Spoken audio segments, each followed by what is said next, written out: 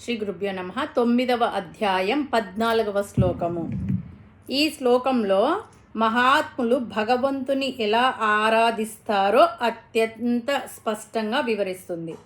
ఓం సతతం కీర్తయంతో మాం యతంతస్య దృఢవ్రతాః నమస్యంతస్య మాం భక్త్యా నిత్యయుక్తా ఉపాసతే. ముందుగా పదపదానికి అర్థం తెలుసుకుందాము. సతతం ఎల్లప్పుడూ, కీర్తయంతః నా నామ రూప గుణాలను కీర్తించుచు, మాం నన్ను, యతంతస్య ఆత్మజ్ఞానం కోసం ప్రయత్నించుచు, దృఢవ్రతాః దృఢమైన నిశ్చయము కలవారే, నమస్యంతశ్చ నాకు నమస్కరించుచు, భక్త్యా ఎంతో ప్రేమతో, నిత్యయుక్త నిరంతరము నా మనస్సుచే అనుసంధానమై ఉన్నవారై, ఉపాసతే నన్ను ఉపాసిస్తారు.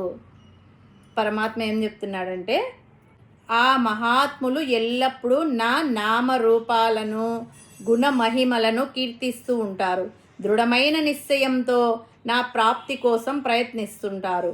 అత్యంత భక్తి శ్రద్ధలతో నాకు నమస్కరిస్తూ తమ మనస్సును నిరంతరం నాయందే లగ్నం చేసి నన్ను ఆరాధిస్తారు.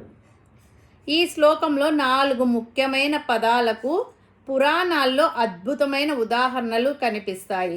సతతం కీర్తయంతః అనే దానికి నారద మహర్షి ఉదాహరణ, హనుమంతుడు ఉదాహరణ. నారదుడు తన చేతిలో మహతి అనే వీణను పట్టుకొని ఎల్లప్పుడూ నారాయణ నారాయణ నామాన్ని జపిస్తూనే ఉంటాడు. అలాగే హనుమంతుడు రోమ రోమాన రామనామాన్ని నింపుకొని ఎల్లప్పుడూ ఆ రామతత్వాన్ని కీర్తిస్తుంటాడు. దృఢవ్రతాః అనే దానికి ధ్రువుడు ఉదాహరణ. 5 ఏళ్ల వయసులో అడవికి వెళ్ళి ఎన్ని అవాంతరాలు అడ్డంకులు ఎదురైనా కానీ ప్రకృతి సహకరించకపోయినా తన తపస్సును ఆపలేదు. భగవంతుణ్ణి చూడాలన్న అతని సంకల్పం ముందు దేవతలు కూడా తలవంచారు. నమస్యంతస్య అనే దానికి అక్రూరుడు ఉదాహరణ. అక్రూరుడు కృష్ణ పరమాత్మను చూడడానికి బృందావనానికి రథం మీద వెళుతున్న ఆ సమయంలో కృష్ణుని పాదముద్రలు కనిపించగానే రథం దిగి నేలపై పొర్లాడి నమస్కరిస్తాడు. నిత్యయుక్తాహు ప్రహ్లాదుడు తాను నిలబడిన చోట, చూసిన ప్రతి చోట చివరికి తనను చంపడానికి వచ్చిన వారిలోనూ శ్రీహరినే చూస్తూ నిరంతరం భగవంతునితో అనుసంధానమై ఉన్నాడు. దైవీ సంపద కలవారు చేసే పనులన్నీ పైన తెలిపాడు పరమాత్మ. వాటిలో కొన్ని అన్నా మనం ఆచరిస్తే మనం కూడా దైవీ సంపద కలిగి ఉన్నవాళ్ళమని అనుకోవచ్చు. మనము కూడా మహాత్ములము కావచ్చు. దీని గురించి మనం ఇంకా వివరంగా తెలుసుకుందాం.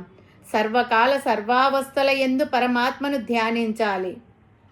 వారిలో సకారముగా పూజించే వారైతే భగవంతుణ్ణి విగ్రహ రూపంలో పూజించడం, భగవంతుని నామాన్ని స్మరించడం, ధ్యానించడం చేయాలి. నిరాకార భక్తి కలవారైతే భగవంతుని హృదయంలో నిలుపుకొని ధ్యానించాలి. ఏమి చేసినా భక్తి, శ్రద్ధ, ఏకాగ్రత ముఖ్యం. భగవంతుణ్ణి చేరుకోవడానికి నిరంతరం ప్రయత్నం చేస్తూ ఉండాలి. తనకు సుఖం వచ్చినా దుఃఖం వచ్చినా అది భగవంతుని ప్రసాదంగానే భావించాలి.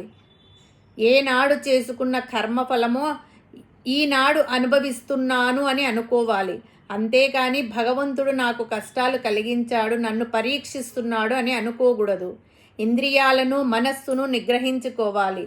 యతంతస్య అంటే నిరంతరము పరమాత్మను చేరుకోవడానికి ప్రయత్నం చేస్తూ ఉండాలి. మానవ ప్రయత్నంతో పాటు దైవానుగ్రహం కూడా సంపాదించాలి. కేవలం ప్రయత్నంతోనే కార్యం సిద్ధించదు. దానికి తోడు దైవానుగ్రహం కూడా ఉండాలి. తర్వాత దృఢమైన వ్రతం కలిగి ఉండాలి. ఎందుకంటే మన మనస్సు ఎన్నో జన్మల వాసనలతో కరడుగట్టి ఉంటుంది.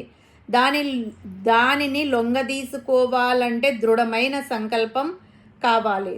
దృఢ వ్రతాలలో కొన్ని ఏమిటంటే ఉపవాసము, మౌనవ్రతము, జపము, ధ్యానము మొదలైనవి.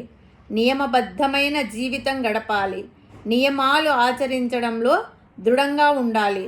మధ్య మధ్య రిలాక్సేషన్ ఉండకూడదు. ఎప్పుడైనా కాస్త అలసత్వం కలిగితే ఈ మాయ మనలను లోబరుచుకుంటుంది. అప్పుడు మధ్యలోనే సాధకుడు జారిపోతాడు. మరలా ప్రాపంచిక సుఖాల కోసం పాకులాడుతుంటాడు. అందుకే దృఢమైన సంకల్పం ముఖ్యం. అందుకే నిత్యయుక్త అని భక్త అని 2 పదాలు వాడారు. నిరంతరం ఏకాగ్రతతో ఏమరపాటు లేకుండా ఉండాలి. భక్తి కలిగి ఉండాలి. దేవుణ్ణి కేవలం పూజా సమయంలోనే కాకుండా మనం ఏ పని చేస్తున్నా, కుటుంబ బాధ్యతలు నిర్వహిస్తూ కూడా స్మరించాలి. మనం ఏ పని చేసినా మనసుల్లో భగవంతుణ్ణి స్మరించాలి. దానినే ఉపాసన అంటారు. పనిని కూడా ఒక పూజగా భావించాలి. ప్రతి పనిని భగవంతునికి అర్పణగా చేయాలి. ఎల్లప్పుడూ దైవస్మరణతో ఉండే మనస్సు శాంతిని, ఆనందాన్ని పొందుతుంది. ఈ ప్రకారంగా దైవీ ప్రకృతిని అవలంబిస్తే వారికి మోక్షం త్వరలో సిద్ధిస్తుంది. హరి ఓం తస్సత్.